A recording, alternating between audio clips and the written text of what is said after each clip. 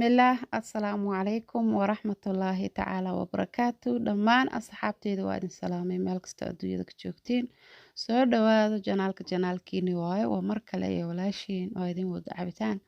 ka kooban 3 wax oo midba midka kale oo ka faa'iido badan yahay cabitaankii la isku caateynayo gabdho walaalaha iga soo dalbadeen waaye cabitaankan hadaa cabtid hal week oo iska dareemi doontaa quruxdaada iyo caafimaadkaaga iyo sidaa u caatoodid insha Allah adoo dareemin oo hilibka si fudud oo siman kaaga go'aya wuxuu ka kooban yahay 3 shay oo jeedin waa qajaarka caata kaliya ma aha jirka xataa wuu qurxiyaa maalinka hal xabo qajaar hadaa cuntid aad iyo aad u dareemi doontaa jirkaaga sanjabiishaas yartaa wadankeena way buuxdaa dadkeenana inta faa'iido ay ku jirto ma garanayo sida uu ogyihiin sonkortoo kale dhiig karka way dejisaa sanjabiishaas yariista weight loss oo saa'idan way ku siinaysaa aad hilibka u loos garaynaysaa oo ugu caatoobaysaa markaa cabtid hal bakeeri oo sanjabiila maalintii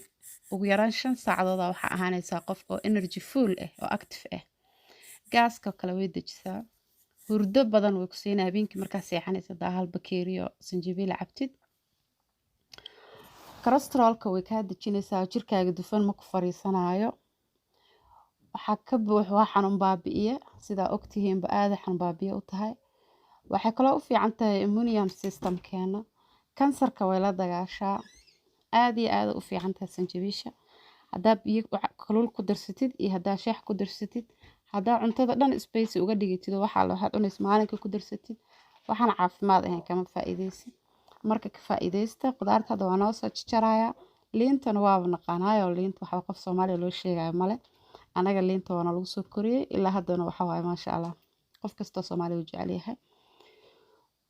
aadna way ku caateynaysaa jirkana way ku dhaqaysaa infectionka dhiig cas iyo wax dhan way ku nadiifinaysaa marka ka faa'iideysta qudaarta hada noo soo jarjaray waa soo shiiday kaamirada iga dintay ma arkeenin halkaas aan ugu soo shubay marka cabitaankii waa kaasaas ku soo baxay cabitaan qafiif aad qurux badan aniga sokor iyo waxba kuma darin hadii daar sokor waa ku darsan kartaa laakiin sokor hadaa ku darsatid waxa raadinaysid ma ka helaysid qaado ma laba inaad ku darsatid oo ku fiican marka insha Allah waxaan rajeynayaa baa codsigaaga inaan ka soo jawaabay gabdho walaalaha iga soo codsaday waxaan rajeynayaa inaad ka hesheen fiidiyogan iyo kuwa kale badan oo idin la wadaagi doonaa aad iyo aad u mahadsantiin sida wanaagsan ay la socoteen salaam